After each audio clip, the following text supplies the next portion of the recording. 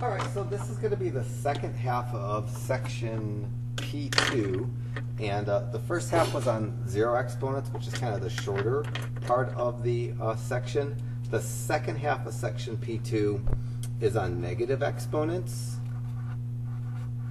and the most common mistake that I see when I ask test questions about negative exponents is students like to turn negative exponents into negative numbers, and that's almost never happens. So negative exponents rarely reduce to, that doesn't even look spelled right, so sorry if that's horribly spelled, reduce to negative numbers.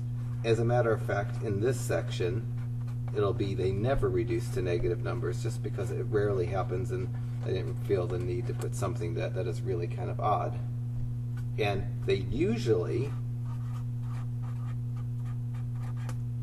reduce to fractions.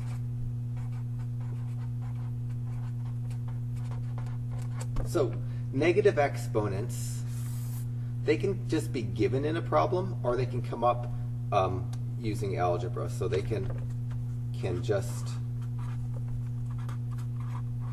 be given in a problem, or negative exponents could come up in the process of doing algebra, or they can result when we do some algebra.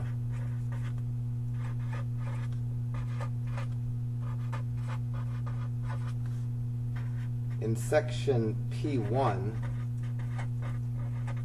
I could have actually introduced negative exponents, but the way I chose to do my algebra in section P1, it kind of bypassed negative exponents.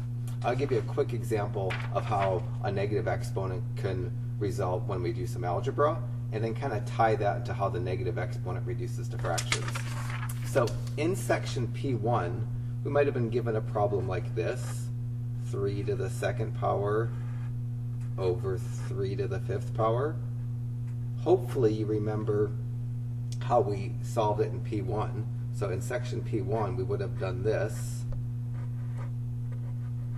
We know the rule for dividing terms that have the same base. We would have done this. We would have subtracted the exponents,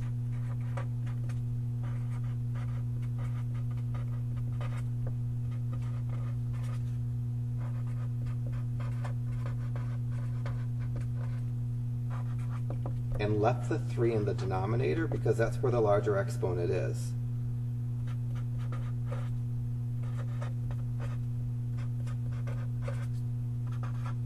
And of course, I can't write a fraction without a numerator, so we would have left a 1 in the numerator. So when we were doing the homework in section P1, we might have handled this problem like this. We might have subtracted the exponents, which would reduce this to, sorry,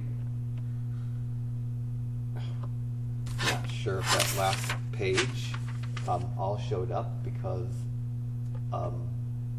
I was writing off the screen. So on that last page, the bottom half said the negative exponent could just be given in a problem, or it can result when we do some algebra.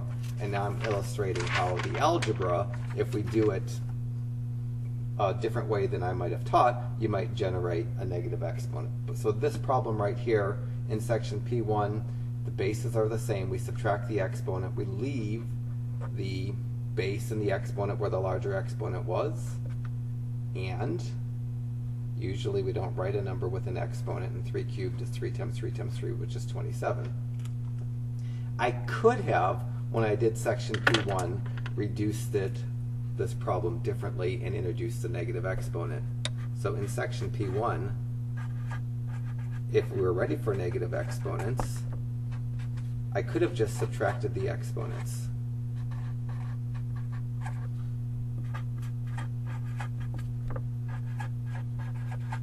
and not written a fraction.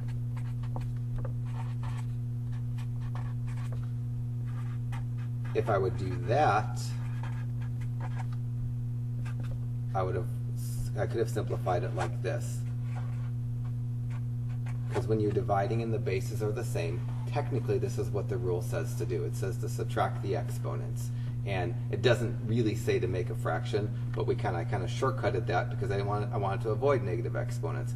But technically the rule for dividing with like bases says to leave the bases the same and subtract the exponents.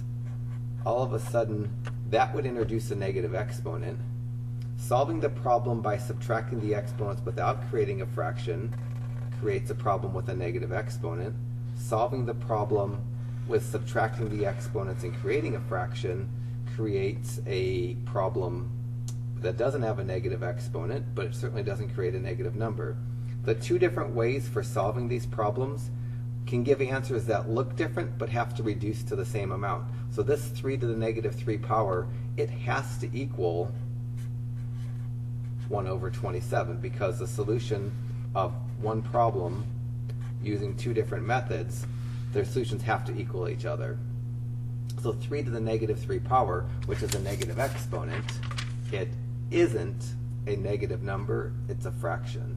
And so in this section, I need to just perfect how to make negative exponents positive, and more often than not, making a negative exponent positive involves creating a fraction. So this is not like a stellar beginning to this lecture, but I want to kind of get into the lecture before doing so many problems that it extends what's already going to be a long lecture into an insanely long lecture, because I'm expecting this kind of to be an hour and a half-ish lecture, and if I talk more in theory about negative exponents now, it's going to go to 2 hours, and I mean, listening to me for an hour and a half is already torture, and 2 hours is really not fair at all. So I'm going to dig into the section and start doing the odd number, even number problems that I haven't done yet. So that's going to start with section P2, number 44, part A. The nice thing about the first problem that I'm going to do today, because it is a number with a negative exponent, my calculator is going to do it perfectly. So I'm going to just do this on my calculator, and then I'll talk about how to do it by hand. It's not terribly hard to do by hand. So I'm going to go 2, and then hit the exponent button right in between the x squared and the log key. And then the negative I need to use is the negative right under the fraction key, and then I'll type the number 3. So that's 2 to the negative 3 power. Looks just like the problem 44a, and that equals to 1a. So the answer to 44a is 2 to the negative 3 power reduced to 1/8. In general, we say that anytime I have a negative exponent attached to a base, we can make the negative exponent positive by creating a fraction with a 1 in the numerator and the number with its exponent change from a negative to a positive base, from negative to positive. So the rule for making negative exponents positive is a simple rule that I'm going to use a lot in this section. And then I'll show you how to do it for this problem and part B. So the rule for making negative exponents positive, it looks more complicated than it actually is. The rule would look like this, would say any x, which means that could be 2, that could be 7, that could be z, anything raised to the negative power, and it could be any power, so I'm making n for maybe a number power, equals 1 over x to the n power. So the rule for making a negative exponent positive is just this. I'll slightly do some shortcuts on the rules as the problems get more complicated, but every problem that we do in this section that has a negative exponent can be simplified by using this rule, although sometimes using this rule in more complicated problems makes them even more complicated, and we'll use some shortcuts.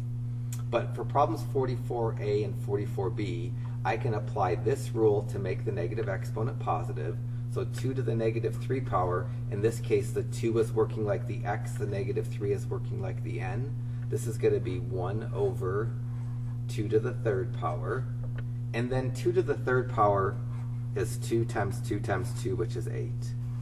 Usually, I'm not going to write a number with an exponent if it simplifies to a number under 100. Like if this was like 2 to the 27th power, and that came out to 1 billion, I'd probably leave it 2 to the 27th power. But anytime I have a number to an exponent, if I can't do it in my head, I'll break it out of my calculator and see if that comes out to a reasonable number to write, and 8 is reasonable to write. But like I said, if it was like 2 to the, I can't even do that now, if it was like 2 to the 20th power, I might not want to write 1,048,576, and I might leave 2 to the 20th power in my answer. But you always are welcome, if your calculator changes a number to a power into a number you don't mind writing, you're always welcome to write the number without the exponent. Part B of number 44 is actually easier than 44A because I don't have the extra step. In part A, the first step is to write the problem without the negative exponent, but then the problem can be written even more efficiently. In part B, I'm going to apply this rule. The x is the x, the negative 3 is the n. I'm just going to say this is 1 over x cubed, and I'm done. That's the whole answer to part B. 46, A and B kind of are sister problems in some sense. A, because it has a number, I could use my calculator. I can go 7, hit the exponent button, the negative in the parentheses, and then the number 2. That's 7 to the negative 2, and all of a sudden my answer should be 1 over 49. And again, I can get that without my calculator by just using the rule to make a negative exponent positive. A negative exponent can always be made positive by creating a fraction with a 1 in the numerator, and I'll take the term with the negative exponent and make its exponent positive in the denominator. That would give me 1 over 7 squared, and 7 squared means 7 times 7, and which is 49. So my calculator realized that instead of writing 7 squared, you can write that as 1 over 49, and that's probably a better answer. Part B, I'm going to use the same rule. In this case, the x is kind of replaced by the y, and the negative n is replaced by the negative 2. This is just going to be 1 over y squared for an answer. 48, again, part A, my calculator would do just nice. 3 exponent negative 4 tells me the answer is 1 over 81, if you could read that actually.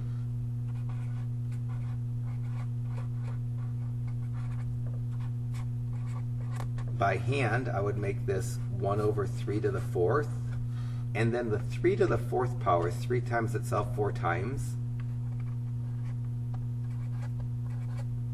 and that's 81. That's probably a power that you should eventually have memorized because it comes up a lot. So the best answer would be 1 over 81. If this was a test question and you wrote 1 over 3 to the 4th, I wouldn't take points off, but probably next to it I'd write 1 over 81. For number 50, the y to the negative 8th is just going to be 1 over y to the 8th. So this is the easiest kind of negative exponent problems. They're going to get progressively harder, and 52 is where it starts to happen. When I have negative exponents that are tucked down into the denominator of a fraction, to use the rule for making a negative exponent positive is really kind of tricky. Shortcuts are the way I'm going to go. First I'll do 52a on my calculator, then I'll do it the long way, and then I'll do it the shortcut way, and then ultimately you're going to only learn the shortcut way or your calculator way. So I'm going to enter this fraction, and then 1, and then down to the denominator 4 exponent negative 2. I get, for an answer for 52a, just the number 16. You'll notice in my instructions at the beginning, I said negative exponents are rarely reduced to negative numbers. They'll never in this section reduce to a negative number, probably never in this class. They usually reduce to fractions. This is one other case that the negative exponent, when I completely reduce it, doesn't reduce to a fraction. So that's why I use the usually. So if you want to fast forward through this little blurb right here, this is kind of for students going on to calculus. If calculus isn't in your future, you don't need to know this trick. So this is the long way to get the answer. And it's not particularly hard, but it's not really the way I would ever do this. So I could make this 1 over 4 to the negative 2 into 1 over 4 squared, because any negative exponent can be made into a fraction. 4 to the negative 2 can be made with 1 over 4 squared. Now I have a compound, complex fraction, I suppose. I guess a compound fraction might be appropriate. And to simplify this, I need to rewrite the fraction as a division. So I can consider this as 1 divided by 1 over 4 squared. I could make that 4 squared into 16, and I probably should. So I made this fraction bar into that divide. And now, dividing by a fraction, you can multiply by the reciprocal. So this is the same as 1 times 4 squared times 1. I changed the divide sign to a times sign. I took the reciprocal of this. And then 1 times anything is itself. So this is just going to be 1 times 16 over 1, which is 16 over 1 is 16. This is 1 times 16, which is 16. That's the long way to get it, and that's not the way I would generally do the problem. The shortcut way is the way that we're going to use to handle fractions that have negative exponents in the denominator, and the shortcut way only works if the problem doesn't have any adding or subtracting. So it won't work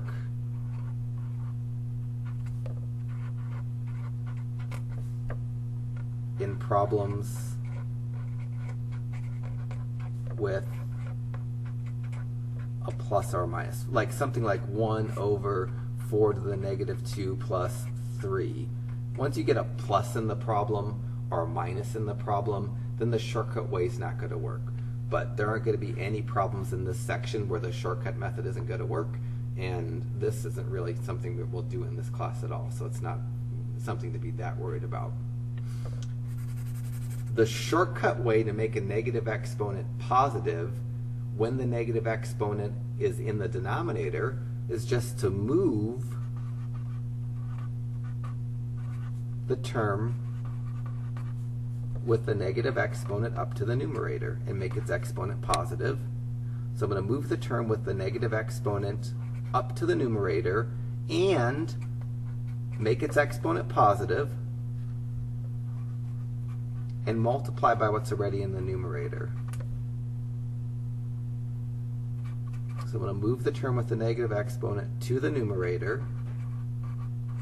I'm running out of room, so that NUM means numerator. Make the exponent positive,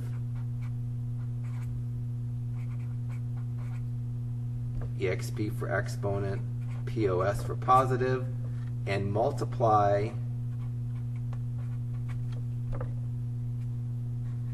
by what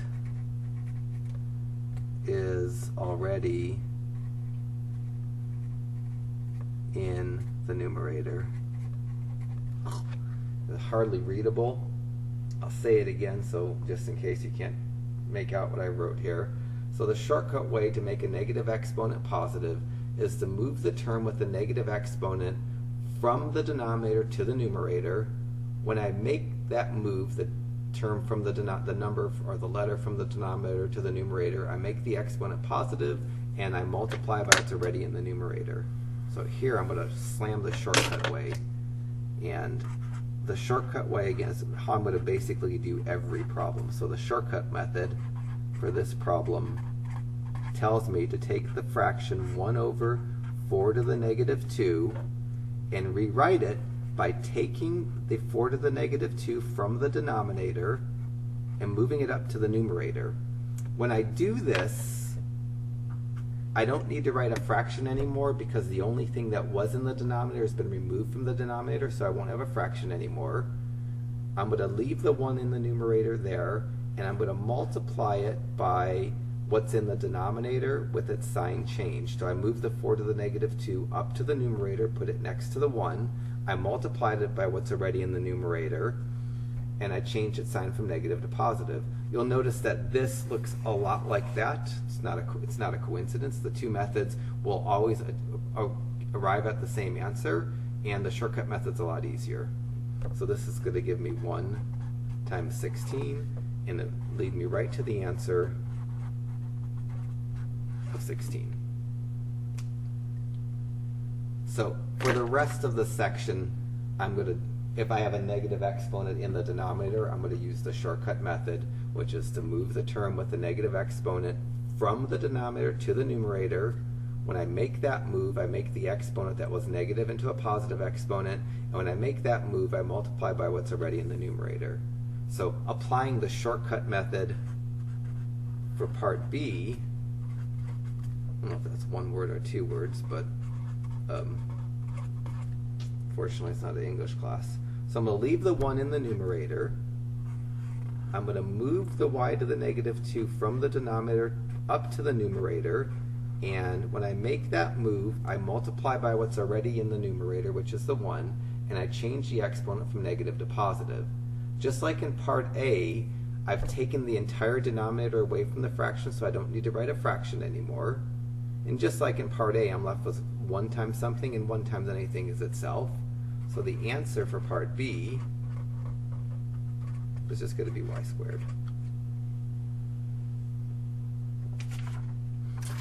54, part A, I could do on my calculator because it doesn't have any letters or variables. So I'm going to go 3 over 4 exponent negative 2. And the answer to this is supposed to be 48.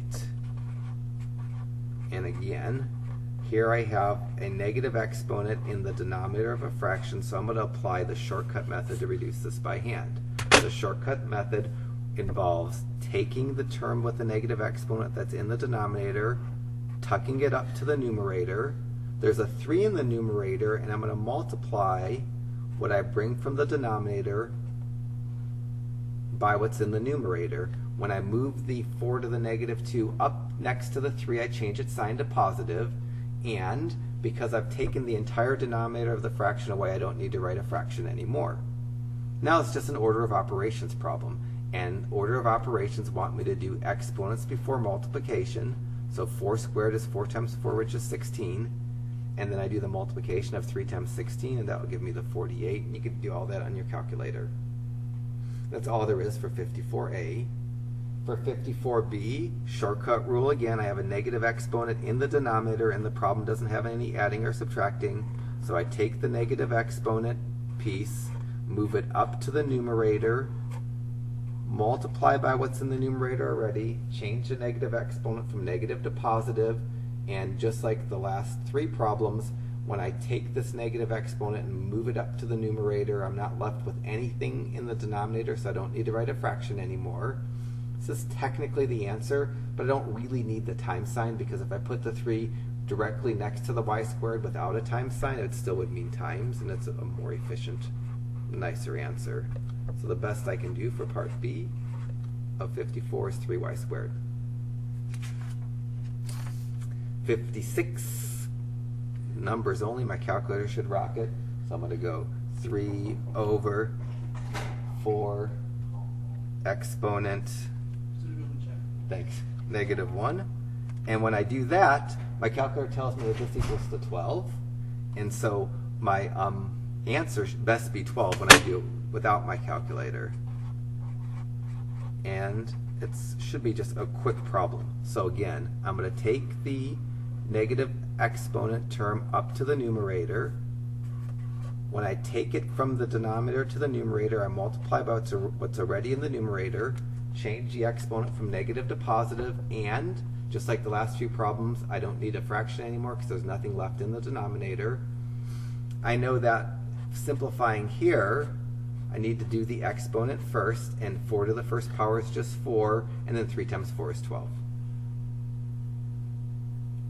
When I do 58, I'm not going to show the times sign because it's not necessary. I'm just going to bring the y to the negative 4 up to the numerator, and when I bring it up to the numerator, I'm going to multiply it by that 5. I'm going to signify the multiplication by just writing the 5 and the y next to each other. Don't really need the times sign, but I do need to make the exponent positive.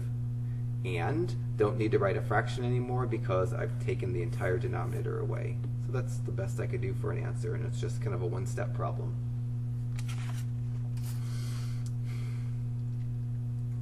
(60) and 62, they're the same style of problem because they have a negative exponent. It's stuck in the denominator of a fraction. So I'm going to use the shortcut rule to make my negative exponent positive. Can't do these on my calculator because of the x's, but I can bring the x to the negative 2 from the denominator up to the numerator. I need to multiply it by what's in the numerator already, and I don't really need the times sign between the x's. When I bring the x to the negative 2 up and make the x to the positive 2, I don't have to write a times sign between them, but I could have written a times sign or some sort of times sign between them. It still would mean times. Now I have a problem that has two x's, and that's probably, and they're being multiplied, so I need to simplify it down to 1x, and I need to use the rule that we learned in section P1 that says if you're multiplying terms with the same base, you simplify by leaving the base unchanged and adding the exponents. So the answer to 60 is going to be x to the 7th.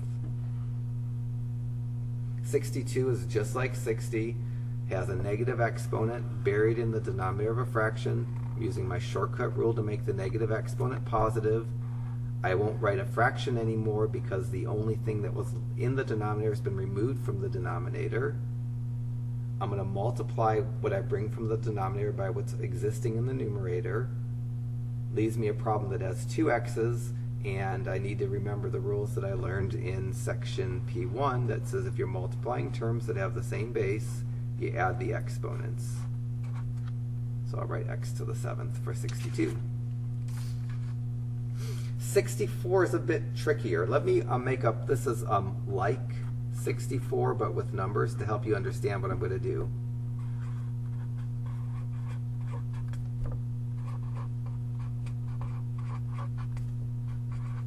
I'm going to shortcut this again, and it's so let me do something like this. 3 to the negative 2 over 3 cubed. So it kind of has the same setup as 64, has slightly different numbers. My calculator will do this just fine, which is the nice thing about this problem as opposed to their 64.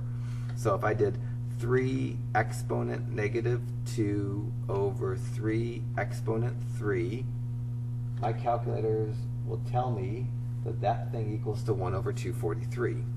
So somehow I need to, by hand, figure out how to make this 1 over 243, and it's not terribly hard. If I have a fraction that has a negative exponent in the numerator, I could do the same thing to make the negative exponent positive, but in reverse. If you have a negative exponent that's stuck in the numerator of the fraction, you could bring that negative exponent down to the denominator of the fraction, and when you do that movement, you multiply by what's already in the denominator. And unlike when I'm moving things out of the denominator, I can't write a fraction without a numerator. So in this case, I can't write a fraction without a numerator. I've taken the only thing in the numerator away, so I have to leave a 1 behind. So you're starting to see the 1 part of my answer, and this part's going to give me the 243. There's multiple ways to get this. You can add the exponents on the 3's and get 1 over 3 to the 5th, and 3 to the 5th is 243.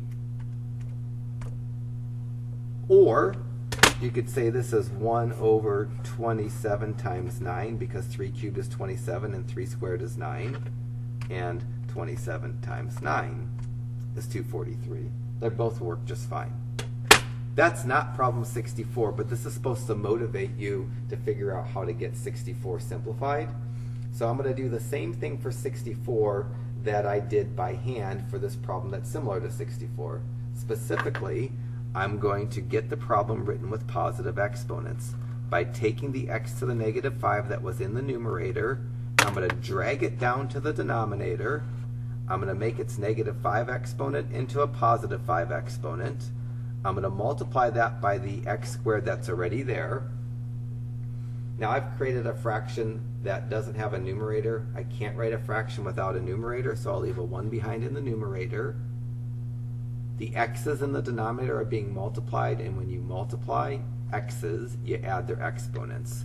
So the answer to problem 64 should be 1 over x to the 7th.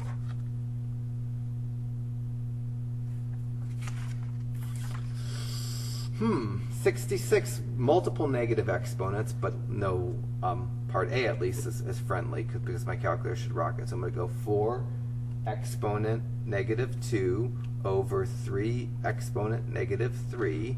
My calculator tells me the answer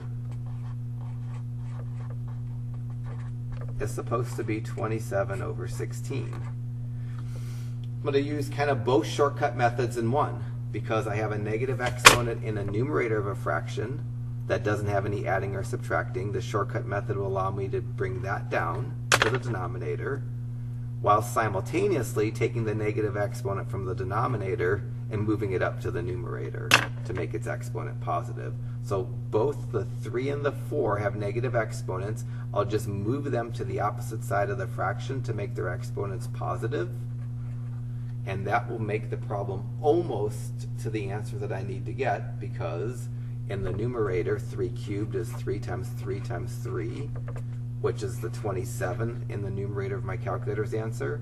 And in the denominator, 4 squared is 4 times 4, which is a 16 in the denominator of my calculator's answer. And again, this problem, if I wasn't using the shortcut rules, would be really messy. If I made 4 to the negative 2, 1 over 4 squared, and 3 to the negative 3, 1 over 3 cubed, I could, with enough effort, get to 27 over 16, but it wouldn't be pleasant. I'm going to do the same thing for part B. I'm going to get my negative exponents positive by moving the negative exponent to the opposite side of the fraction. So I'm going to move the x down, the y up, and when I do that, I get a y to the 2nd power over an x to the 5th power. And nicely, that can't be reduced at all. You can't subtract the exponents when the letters are different. I could only simplify this if both the letters were x's or both the letters are y's. So I can't simplify it like that. And there's no multiplying to do. My exponents are all positive. This is kind of what the answer would be. The instructions for all the problems in the second half of section P2 is like, write the problem without negative exponents and simplify. And here I wrote the problems without negative exponent, then I had to simplify. Here, writing without negative exponent produced a simplified answer, so it was good. 68, my calculator will rock, but I don't really need my calculator, but I can go 7 exponent negative 1 over 5 exponent negative 2, and that will give me 25 over 7 for an answer. And it's not terribly hard to do that, and it's hardly even worth my calculator to do this, but I like checking to make sure I'm not messing up. So I'm going to move the 7 to the negative 1 down to the denominator and create a 7 to the 1st. I'm going to move the 5 to the negative 2 up to the numerator and create a 5 to the 2nd. 5 to the 2nd power is 5 times 5, which is 25. And 7 to the 1st power is 7, because anything to the 1st power is itself. 70, hopefully you could just write the answer down. You move the y up to the numerator, the x down to the denominator, and you get y squared over x to the 5th. So if you're watching the videos and I do something that you think is wrong, then there's a good chance that I'm doing something that's wrong, because I sit in this classroom at GCC North by myself, and sometimes I just screw up. And so if you're watching a video and you think I know he did that wrong, then tell me, and then I'll watch the video and figure out that I'm wrong, and I'll make some sort of comment. Unfortunately, I can't get inside the videos and edit them, so I'll probably make a comment right next to in the homework. I'm like, oh, I did problem 70 wrong on the video. This is what I should have did. If I have enough mistakes in a section, then I re-record the video, and that's not a lot of fun. So I try to, just post my mistakes And usually there's not too many of them. So 72 and 74, because they're double x's, ultimately I want my answer just to have one x.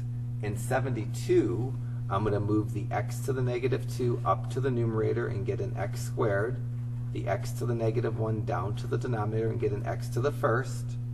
Now this is a problem that could have been written in section P1, because if you're dividing and the bases are the same, you subtract the exponent and you leave the letter where the bigger exponent is. In this case, that would be the numerator, so I don't need a fraction in this case.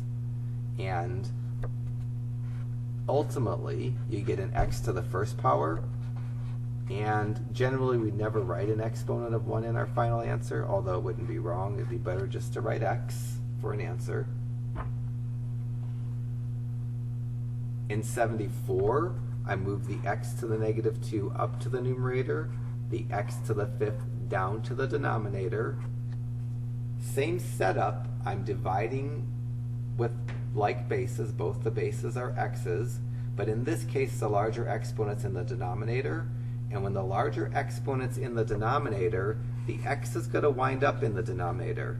This is because if I wrote this problem without the exponents, and did my canceling, I'd have 2 x's in the numerator that would cancel with 2 of the 5 x's in the denominator. I'd have 3 x's left in the denominator that I'd need to have in my answer. Can't write a fraction without a numerator, and I'd have a 1 in the numerator. So the shortcut rule that we learned in section P1 is when you're dividing with the same bases, if the bigger exponent's in the numerator, your answer is not a fraction, you just subtract the exponents. If you're dividing with the same basis and the bigger exponents in the denominator, you subtract the exponents, leave the variable in the denominator. Can't write a fraction without a numerator, so I'll leave a 1 behind.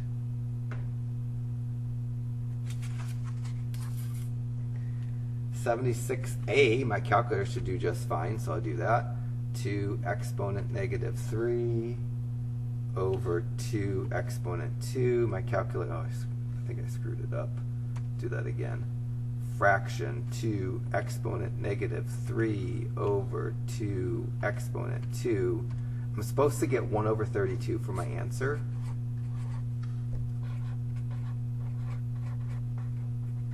And I get that by just taking the 2 to the negative 3, bringing it down to the denominator. When I move it down to the denominator, I've taken the entire numerator of a fraction away. I can't write a fraction without a numerator. When I bring that 2 to the negative 3 down to the denominator, it makes its exponent positive.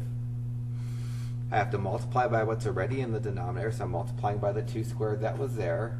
And there's 2 ways to do that multiplication, or probably more than that, but you can write 2 squared as 4, and 2 cubed as 8, and you get 1 over 4 times 8, which is 1 times 32. The other way to simplify, or another way to simplify the denominator, is to add the exponents. You get 1 over 2 to the 5th, and 2 to the 5th is 32. So I'm going to get a 32 in the denominator one way or another in my best final answer, either by writing each of the 2 squared and 2 cubes without the exponent and then multiplying the numbers, or by adding the exponents and then simplifying what's left. Part B, I'm going to move the x down to the denominator. That's going to leave me a fraction without a numerator, which I can't have a fraction without a numerator, so I leave a 1 behind. The x's in the denominator are being multiplied, and when you're multiplying x's, you add their exponents. So my answer to this is going to be 1 over x to the 7th. So all those things that we learned in section P1, they come back, and they'll come back, a few more times this semester. In 78, I move the y to the negative 1 down to the denominator. Can't leave a fraction without a numerator, so I leave a 1 in the numerator. That negative 1 exponent turns to a positive 1. I multiply by the y cubed that's already there. Now I'm going to add the exponents because the y's are being multiplied, and I'm going to get an answer of 1 over y to the 4th. Ooh, finally something meaty.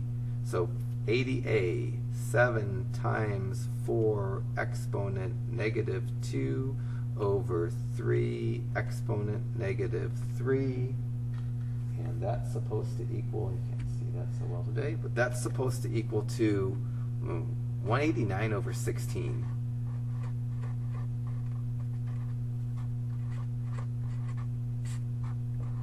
The trick in problem 80 to get that 189 over 16 is to not move the 7. In my first step of every problem that I've done in this section, I've made my negative exponents positive by moving them if they needed to be moved. And in this problem, I'm going to move the 4 to the negative 2 down and the 3 to the negative 3 up. But I'm not going to move the 7 because when I look at the 7, it doesn't have a negative exponent, so it doesn't deserve to be moved. So this is going to be 7 times 3 cubed over 4 squared. When I move the 3 up, it gets multiplied by what's left in the numerator. The 4 goes down and there's nothing left in the denominator, so it just kind of stays there by itself. You can see the 16 now because 4 squared is 4 times 4. So the denominator turns into 16. And the numerator, 7 times 3 cubed is 7 times 27. Or I can go 7 times 3 cubed and get 189. Or I can go 7 times 27 and get 189. Regardless of how I get it, the answer is 189 over 16. The trick to 80 is not moving the 7. It's the same trick in part B of number 80. Because when I look at the problem, I don't see the times sign, but because that wasn't necessary. But I could have written part B just like part A, because look at part A, it was 7 times 4 to the negative 2 over 3 to the negative 3. Part B wasn't written with the times sign because writing the 7 next to the x, the times was implied. And just like in part A, the 7's not going to move because it doesn't have a negative exponent. The only things that are going to move are the y to the negative 2 and the x to the negative 5. Just like in part A, only the 4 to the negative 2 and 3 to the negative 3 moved. So I'm going to write this as 7. I'm going to move the y up to the numerator, multiply it by the 7. Don't need a times sign. Times is implied. Move the x down to the denominator and get an x to the 5th. And that's my whole answer. When you have the variables or the letters, it's usually a lot quicker to get to an answer. Part B, or question 82, same idea. I'm not going to move the 2 because it doesn't have a negative exponent. I have to think of 82 as 2 times y to the negative 4 over x to the negative 3, and I'm only going to move the terms with the negative exponents. The y is going to go down, the x is going to go up, the 2 is going to stay put. I'm going to get 2, and the x is going to be moved up and multiplied by the 2. I don't need a times sign, it's implied. When I write the 2 and the x next to each other, the times is implied. I'm going to move the y down. That's the whole answer because I can't combine an x with a y, so I just stop there. 84, on the other hand, because it has a couple of y's, when I get the negative exponents positive, that won't be enough. I'll be able to make the 2 y's condense to 1 y. So just like 82 and the 2 parts of 80, only the pieces that I physically see the negative exponent move. So the y to the negative 3 is going to move from the denominator up to the numerator. The y to the negative 4 is going to move from the numerator down to the denominator. The 2 is not going to move because it doesn't have a negative exponent. And now I need to simplify by combining the y's. And to combine the y's, because they're divided, I subtract the exponents. Because they're being divided, I can subtract the exponents. And the y is going to end up in the denominator because the bigger exponent's in the denominator. The 2 doesn't have anything to do with combining the y's. The 2 is just going to stay in the numerator. The y's are going to combine to a single y by subtracting their exponents. And that's going to give me 2 over y to the first power. But I'm not going to write the exponent of 1 because it's not necessary to write.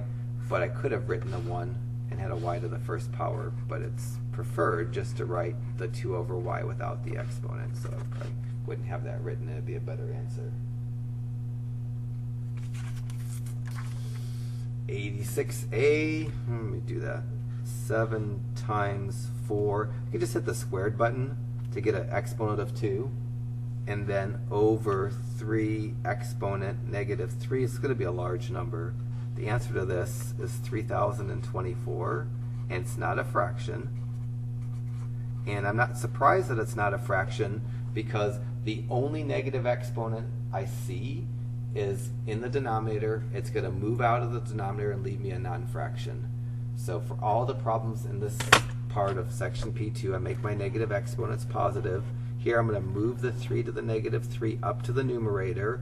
Nothing from the numerator has a negative exponent, so nothing from the numerator is going to move. The 7 and the 4 squared is going to stay in the numerator. The 3 to the negative 3 is going to move up to the numerator. And it's completely okay to write a fraction without a denominator. If I take the entire denominator away, then I don't write a fraction. And this is going to be 7 times 16 times 27. And I can't do that without a calculator, so I'll go 7 times 16 times 27 and get my 3024. Or I could have done 7 times 4 squared times 3 cubed and gotten 3024 as well. The key to 86A is realizing my answer is not going to be a fraction, because the only negative exponent there was got vacated from the denominator and popped up to the numerator. And that's the same with 86B. In 86B, the only thing that's going to move is the y to the negative 2. Neither the 7 nor the x to the 5th have negative exponents, so they don't move. And I'm going to get 7 x to the 5th is going to stay in the numerator. I'm going to bring the y up and multiply by what's already there. I don't need a times sign because the times is implied. I don't need a fraction because I've taken the entire denominator and moved it up to a numerator. That's the whole answer, because you can't combine an x and a y. You can't get like an exponent of 7 here. This would have to be, you'd have to have 2 y's or 2 x's for it to be simplified more. So that's the whole answer for 86B. 88A, calculator worthy. So 7 times 4 exponent negative 2 over 3 exponent 3, and I get 7 over 432 for my answer. Hopefully you can start to do these problems ahead of me. And 88A, the only thing that's going to move is the 4 to the negative 2. I'm going to leave the 7 in the numerator because it doesn't have a negative exponent. I'm going to have the 3 cubed fixed in the denominator because that's not a negative exponent. The 4 to the negative 2 is going to become 4 squared. So I can see my 7 in my answer, and this denominator, 3 cubed times 4 squared, must be 432. So if I did 3 cubed times 4 squared, well, if I did it right, 3 cubed times 4 squared, I'll get that 432. Or I can write 7 over 27 times 16, and the 27 times 16 is going to be 432. One way or another, the denominator needs to be 432, and I can get it. I'm going to use my calculator to get it one way or another, because I don't want to multiply that, nor do I want to multiply that, and so I use my calculator for that. In part B of 88, just like in part A, there's only one thing that moves. It's the x to the negative 5.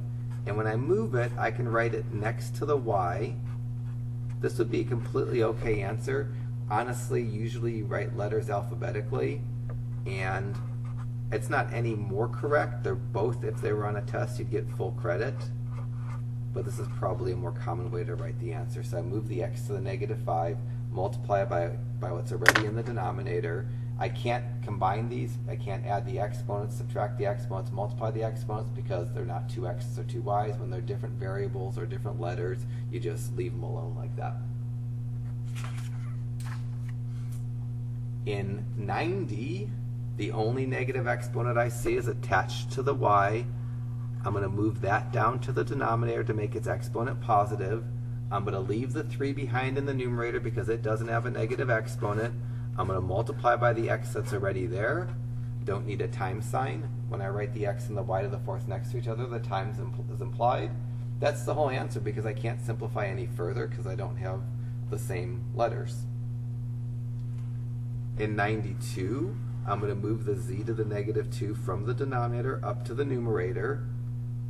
I'm not going to write a fraction anymore because the only thing that was in the denominator got removed from the denominator.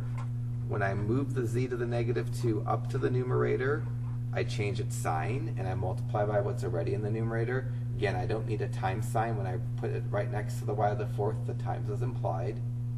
And that's as far as I can simplify because you don't have like letters, so I'm just done. On 20, it's a little bit tricky. First thing I'm going to do is get the negative exponents positive, and there's a lot of reducing I can do. So the first thing I'm going to do on 94, the first thing I'm going to do is get this negative exponent positive. So I'm going to write 20 and x in the numerator, and then 6x cubed y and y squared in the denominator. So that's getting the problem written without any negative exponents. Now I'm going to reduce. The first reduction I'm going to do is I'm going to reduce the fraction 20 over 6 by dividing by 2. 20 divided by 2 is 10. 6 divided by 2 is 3. So in part of my answer, I'm going to have a 10 in the numerator and a 3 in the denominator. The next thing I'm going to do is go from 2 x's down to 1x. And the x's are on different levels of the fraction, so I'm dividing. I have to subtract the exponents. The x in the numerator has an exponent of 1 that's written, not written, but it's implied. And when I simplify the x's, I subtract the exponents, and I'll get an x squared. And because the bigger exponent's in the denominator, I'm going to leave the x in the denominator. For the y's, because they're on the same level of the fraction, they're being multiplied. So to go from 2y's to 1y, I have to add their exponents. The y that doesn't have an exponent written, there's an implied 1.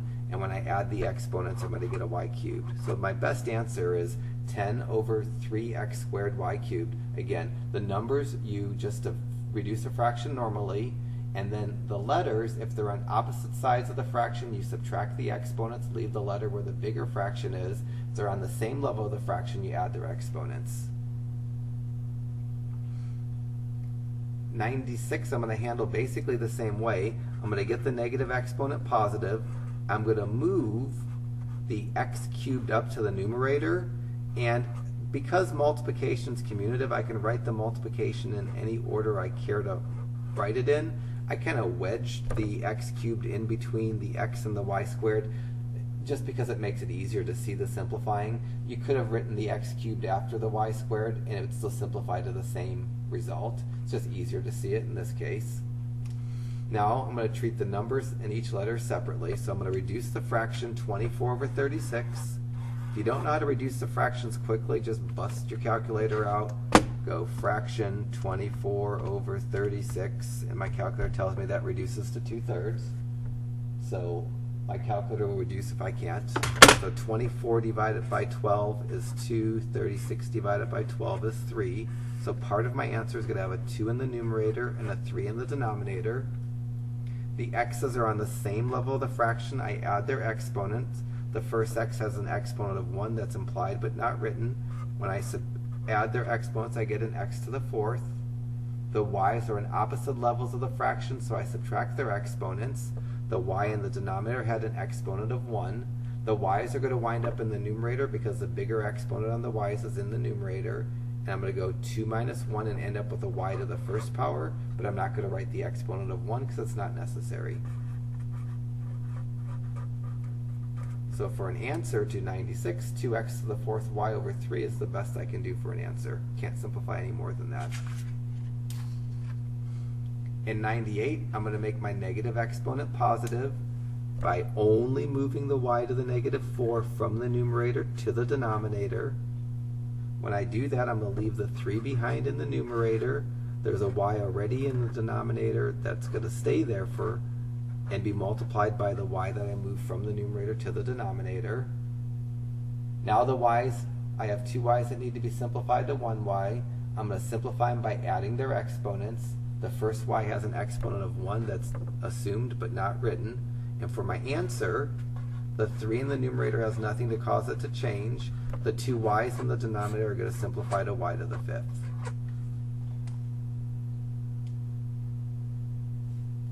In problem 100, I'm going to move the y to the negative 2 from the denominator up to the numerator. I won't need to write a fraction anymore because the only thing that was in the denominator got moved. And now I need to make the two y's into one y because they're on the same level. I'm going to add their exponents. My answer is going to be 3y to the 6.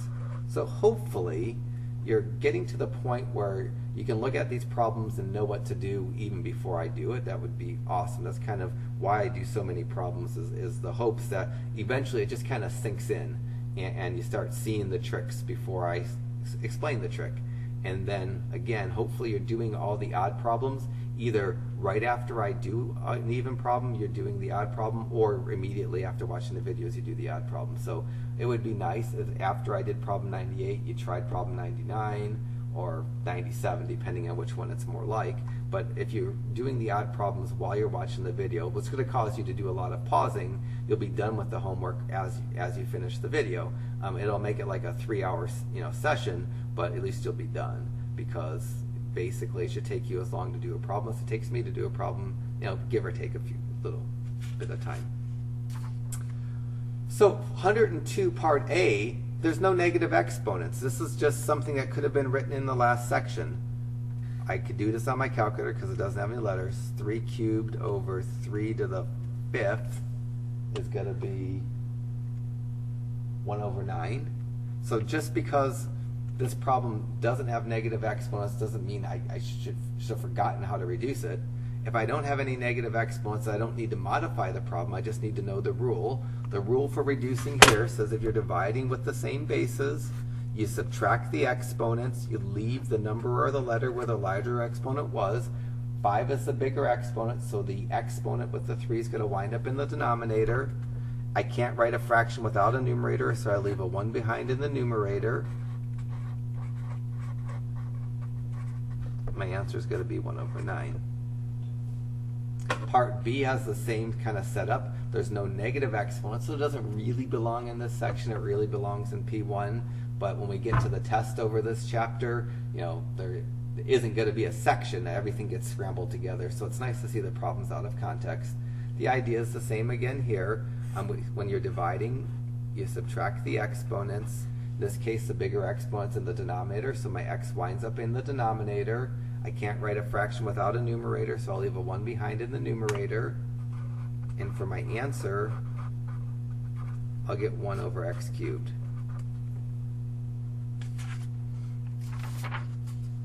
Oh, 104 looks so much like 102b, but oh well. It is basically the same problem, so hopefully you can rock this out super quickly. Same trick. I'm going to make the 2x's to 1x. It's a division, so I'm subtracting the exponents. There's no negative exponents, so I don't have to worry about making any negative exponents positive. The x is going to wind up in the denominator because the bigger exponent's in the denominator. I can't have a fraction without a numerator, so I'll leave a 1 in the numerator. And for my answer, I get 1 over x to the 4th. 106 I treat as two separate problems, but I kind of write the answers next to each other. The two separate problems are x over x squared, and for the x over x squared, I subtract the exponents. The exponent in the numerator is 1, the exponent in the denominator is 2. I'm going to subtract the exponents, and the x is going to wind up in the denominator, and I'm going to get an x to the first power in the denominator. I'm not going to leave a 1 in the numerator like I would have in this problem, because there's going to be a y left in the numerator. And I was supposed to write y to the 5th over y squared. And when I simplify the y's, I'm going to get a y cubed. And because the larger y is in the x in the numerator, the y is going to wind up in the numerator. That's what I would write for an answer. If when you were reducing the x, you wound up writing 1 over x, so there's the 1 over x part, and there's my y cubed part. That would also be an okay answer, but 1 times y cubed is just y cubed. The 1's not necessary to write, but it's not wrong to write either. 108,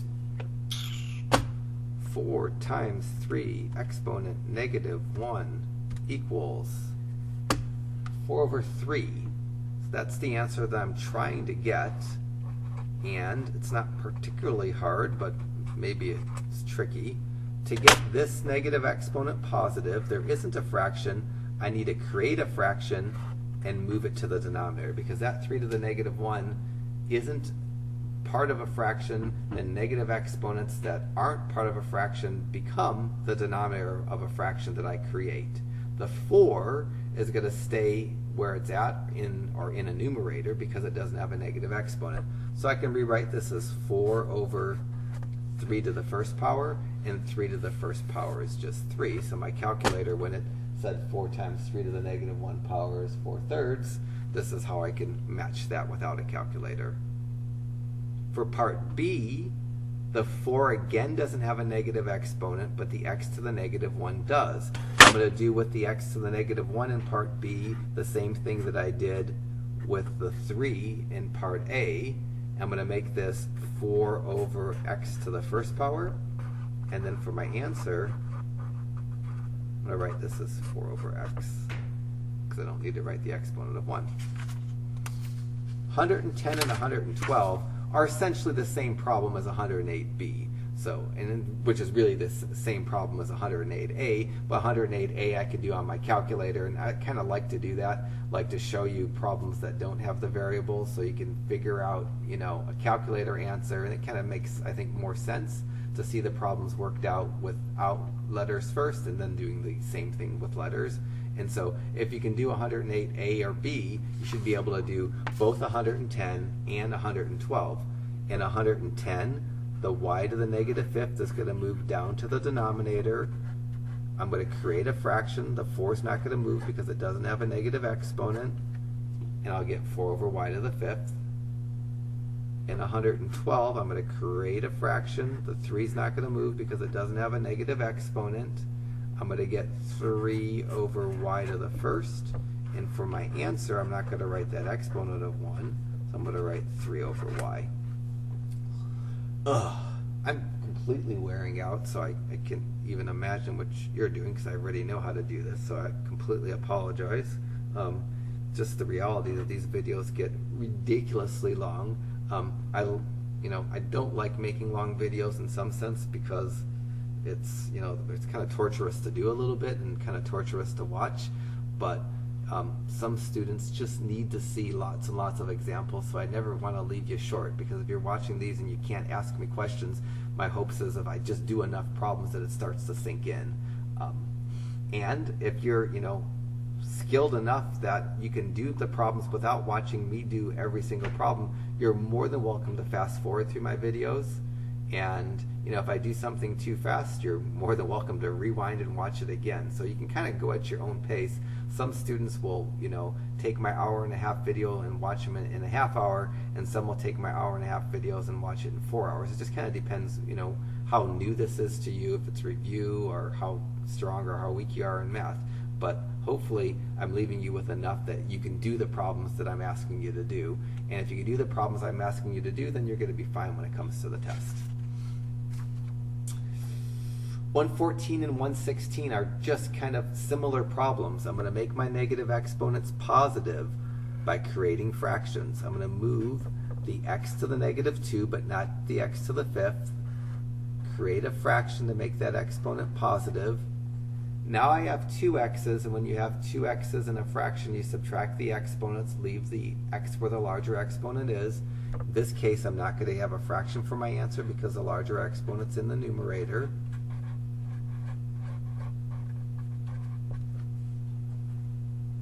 In 116, I'm going to move the y to the negative 4. I'm going to create a fraction, tuck it down to the denominator of the fraction, and get y to the 5th over y to the 4th. I'm going to subtract the exponents. My answer is not going to be a fraction. I only get a fraction in dividing problems when the bigger exponent's in the denominator. When you subtract the exponents, you get y to the first power, because 5 minus 4 is 1. And generally, we don't write an exponent of 1. It's not necessary. It's not wrong to write, but it's probably better just to write the letter without the exponent. So either y to the first or y would be fine. 118a, my calculator will do. So 5 times 2 exponent negative 1, get out of the exponent, times 3. The answer is supposed to be 15 over 2. To get the 15 over 2, I need to make the negative exponent positive. The only term with the negative exponent is the 2 to the negative 1. I'm going to create a fraction, make that 2 to the negative 2, 2 to the negative 1 in the denominator with a positive exponent. And I'm going to leave behind what's in the numerator that doesn't have the negative exponent. So the 5 and the 3 don't have a negative exponent. They're going to stay in the numerator. The 2 is going to go down to the denominator. Its exponent's going to turn positive. The 5 times 3 in the numerator will give me the 15 that my calculator gave me. The 2 to the first power will give me the 2 that my calculator gave me. For part B, I'm going to create a fraction, move the x to the negative 1 down from the numerator to the denominator. I'm going to leave the 3 and the y up in the numerator. I don't need to have a time sign between the 3 and the y. And I really don't need the exponent of 1 for the x. So the best answer for problem 118b is going to be 3y over x. 120 part A I can do on my calculator. 3 times 5 times 3 to the negative 2. I get 5 over 3 for an answer.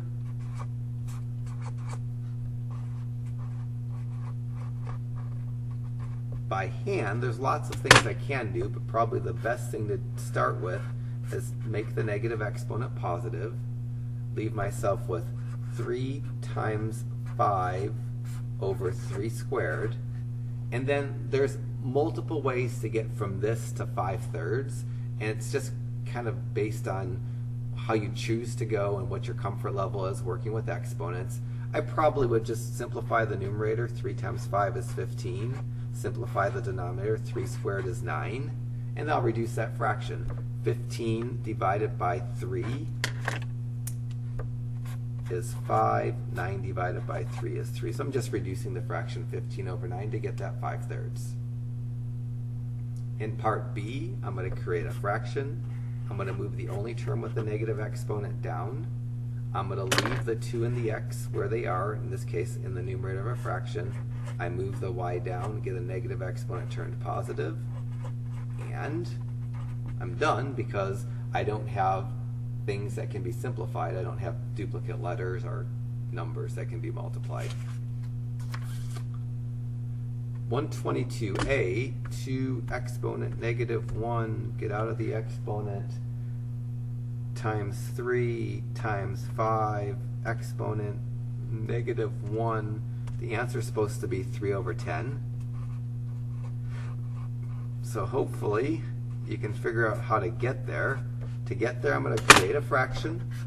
I'm going to drop the 2 to the negative 1 and the 5 to the negative 1 in the denominator of the fraction. I'm going to leave the 3 up in the numerator. So I'm going to get 3 over 2 to the first times 5 to the first. The 2 to the first and the 5 to the first I can write as 2 and 5. So this is 3 over 2 times 5. That'll take me right to the 3 over 10. In part B of 122, create a fraction, move the 3 down, the y down, leave the x up. I get x over 3 to the first power, y to the fourth power. I don't need a times sign like I did in 122a because the times is implied here. And I don't really need that exponent of 1. This isn't going to simplify so much, but I can definitely write it a little bit better. So I'm going to write this as x over 3y to the fourth. I don't have numbers that I can reduce fractions, and I don't have the same letters, so there's no need to subtract or add exponents. For 124, I'm going to create a fraction, make my negative exponent positive, leave the other things without the negative exponents in the numerator, and in terms of an answer, I'm going to get 3x over y squared. 126, create a fraction, move the 2 to the negative 3 down, move the y to the negative 4 down. I'm going to leave the x in the numerator and have both a 2 to the third power and a y to the fourth power in the denominator of my fraction. I don't need a times sign between a number and a letter, but I could have written a times sign between the 2 cubed and the y to the fourth, but it's not necessary. The only thing I might do to write this a little bit better is I know that 2 cubed is 8, because it's 2 times 2 times 2. This would be an okay answer, but this is definitely a better answer. X over 8 y to the 4th. Can't simplify anymore because you can't divide an x and a y, so there's no need to subtract exponents. If I had 2 y's or 2 x's, I'd need to get it from 2 of the same letter down to 1 of that letter. In 128, create a fraction, move the x and the y down, but don't move the 5 because it doesn't have a negative exponent. When I do that, I leave a 5 in the numerator. My x to the negative 4 goes down to the denominator and becomes x to the positive 4. My y to the negative 1 moves down to the denominator, becomes y to the positive 1. I multiply the x and the y. I don't need a times sign. I just leave them next to each other. And for my answer, I'm probably not going to write the exponent of 1, so I'm going to write 5 over x to the 4th y. 30 is a bit trickier because everything needs to be moved. So I'm going to create a fraction. I'm going to move the 7 down. I'm going to move the x down. I'm going to move the z down. And unlike the last few problems, I've moved everything into a denominator, which leaves me nothing for the numerator of a fraction. I best leave a 1 behind because I can't write a fraction without a numerator. And I'm going to get a 7 to the 1st, an x to the 2nd, and a z to the 5th, all multiplied in the denominator. And generally we don't write an exponent of 1, so for my final answer, I'm going to write 1 over 7 x squared z to the 5th. In 132, create a fraction, move the x to the negative 4 and the x to the negative 1 down. I'm not going to move the 5 down because it doesn't have a negative exponent. So I'm going to get 5 over x to the positive 4 and x to the positive 1. I don't want to leave 2 x's in my answer, so I need to condense those 2 x's to 1x. Because those x's are on the same level as a fraction, I'm going to add their exponents and get for an answer 5 over x to the 5th. In 134, create a fraction, move the 7 down, move the x to the negative 2 down, move the x to the negative 5 down. Taken everything away, so I need to leave something in a numerator of a fraction, so I'm going to leave a 1 behind. I'm going to have a 7 to the 1st, an x to the 2nd, and an x to the 5th in the numerator. When I write my final answer, I won't write the exponent on the 7. I'm going to make the 2 x's and the 1x. Because they're on the same level of the fraction, I'm going to add their exponents. So my answer is going to be 1 over 7 x to the 7.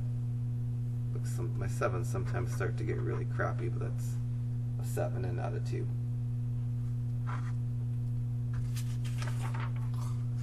New rule.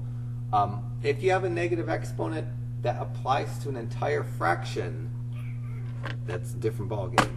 So there's one more shortcut rule that we're going to learn, and I'll show it to you real quickly here. So I'm going to enter this in my calculator. Parentheses first, left parentheses, and then fraction. 3 over 4, arrow out of the denominator. If you can't see that, let me do that again. Left parentheses, and then fraction. And then 3 over 4, right arrow, parentheses, exponent, negative 3. And my calculator tells me the answer to this is 64 over 27. There's one shortcut rule that we need to learn, and this is the rule for when we have a negative exponent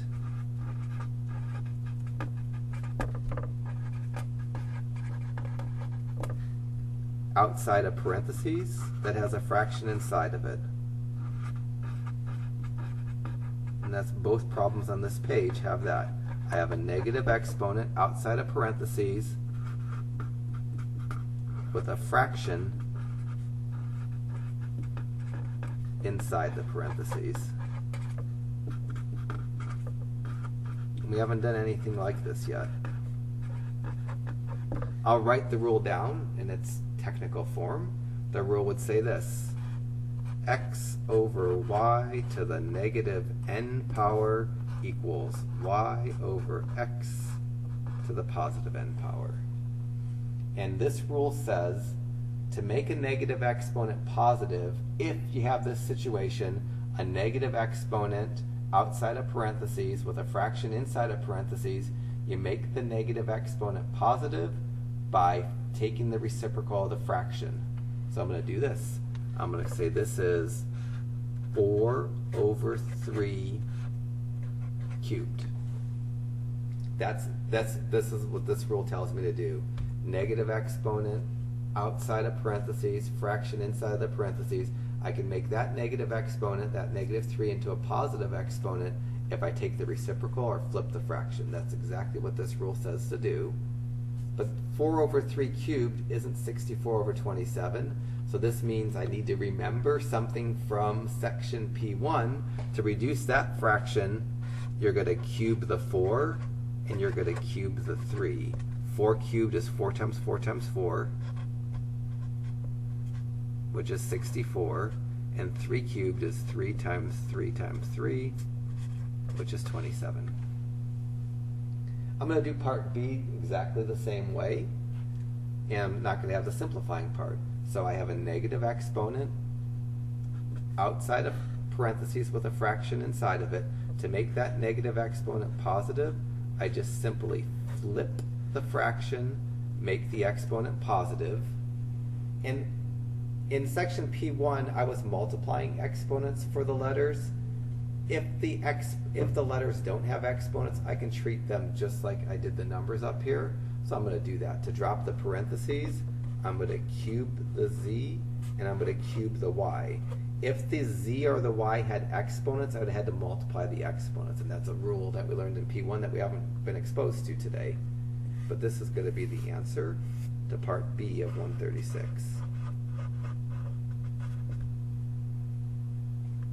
So I should have a few problems that use this rule. 138's a mess, but I can do it just fine on my calculator because it doesn't have any letters. So for 138A, parentheses, fraction 3, go down to the denominator, 4 times 5 squared, right arrow to get out of the fraction, parentheses, exponent negative 3. So it looks enough like that problem that when I hit enter, it should give me the right answer. And the answer to this, oh my gosh, sorry about this. The answer to this is going to be 1, 2, 3, 1, 2, 3. So 1 million over 27. 1 million is generally not the kind of number I care to write, but I'm going to go for it by hand. So by hand, I'm going to get the negative exponent positive by using the rule. If I have a negative exponent that applies to a fraction inside of parentheses, I flip the fraction and make the exponent positive. Now I'm going to simplify the inside of the parentheses because I certainly know how to do that. The inside of the parentheses, 5 squared is 25. So this is 4 times 25 over 3, and 4 times 25 is 100. So this is going to be 100 over 3, all cubed. And now I'm going to cube the numerator and get 100 cubed, and cube the denominator and get 3 cubed. The 3 cubed is the 27, and the 100 cubed is the 1 million. So I could get to this. And on a test, if you wrote 100 cubed over 27, that's a completely acceptable answer. If you didn't want to write 1 million because it's more zeros than you care to write, 100 cubed would be fine. I'm going to do the same thing for part B of 138. Flip the fraction, make it 4x squared. I'm going to write it just without the times. I don't need the times. Over y to the positive 3, and now I'm going to cube the 4, cube the y and multiply the exponent of the x by 3. So to reduce this, I'm going to make this 4 cubed, something we did in section P1, x to the 2 times 3, something we did in section P1, and I'm going to write y cubed and treat the letter without the exponent like a number. Not exactly what I did in P1, but probably a little bit nicer than what I did in P1. In P1, I would have given this y an exponent of 1 and then made this y to the 1 times 3, which would have wound up with y cubed anyways, and I kind of like just treating a letter without an exponent like a number. Now 4 cubed I can do on my calculator, I know it in my head. 4 cubed is 64. The x is going to wind up with an exponent of 6, and the y is going to wind up with an exponent of 3. So I probably, again, would have just made the y cubed and been done with it. Treat the y like it's a letter when it doesn't have an exponent. 140 and part A and B are a little bit messier. A's I can do on my calculator, so I'm going to go parentheses, fraction 3 times 5 exponent negative 1 over 2, get out of the fractions denominator, parentheses, exponent negative 2, and for an answer, I'm supposed to get 100 over 9. This problem has a negative exponent inside the parentheses and a negative exponent that applies to the fraction outside the parentheses. There's multiple ways to get to the answer of 100 over 9. Probably the nicest way is to simplify the inside of the parentheses first, because that's kind of orders of operations. So I'm going to simplify the inside of the parentheses by making the negative exponent positive. And then, after I have the inside of the parentheses simplified, then I'm going to use the flipping rule. So I do parentheses and then exponents. So I did the starting to simplify the parentheses. And inside this parentheses, I made the negative exponent positive, and then this gives me 3 over 2 times 5, because 5 to the first power is just 5. So that's going to be 3 over 10 to the negative 2. So I've simplified the inside of the parentheses. Now I have a negative exponent outside of parentheses that contains a fraction. So I'm going to make that negative exponent positive by flipping the fraction. So I get 10 over 3 squared. And now I'm going to square the 10 and square the 3. So I'm going to get 10 squared and 3 squared. 10 squared is 10 times 10, which is 100. That's why my calculator gave me 100 in the numerator. 3 squared is 3 times 3, which is 9. And so that leads me to the answer of 100 over 9. I'll do part B in a similar fashion, but it won't get as much simplifying because the x is not the number. So inside of the parentheses first, I'm going to move the x down to the denominator, be left with 2 over 3x to the first power, all to the negative 2. I don't need to write the exponent of 1 on the x, it's assumed. So that's as much as I could do for simplifying the inside of the parentheses. Now I'm going to use the rule that makes the fraction inside a parentheses that has a negative exponent into a flipping reciprocal. Now I have nothing but positive exponents. Now I need to square everything. I'm going to square the 3, I'm going to square the x, and I'm going to square the 2. When I square the 3, I get 3 times 3, which is 9. When I square the x, I get x squared. When I square the 2, I get 2 times 2, which is 4. So my answer is going to be 9x squared over 4. Getting close. I feel just a couple more sheets of paper left. 142 and 144 work exactly the same way as the last problems that I just did. I'm going to make my negative exponents positive. I'm going to simplify the inside of the parentheses first, and then I'm going to flip. So inside of the parentheses, I'm going to move the x down and get 2 over x to the 4th y to the negative 1 power. So that's made my inside of my parentheses simplified. Now I'm going to use the rule that says if I have a negative exponent outside of a fraction in a parenthesis that contains a fraction, I flip the fraction and make the exponent positive. And now I'm kind of done because anything to the first power is itself, so I could just drop that exponent. Anything to the first power is itself, so I don't have to do anything fancy with the exponents. This is just going to be x to the fourth y over 2.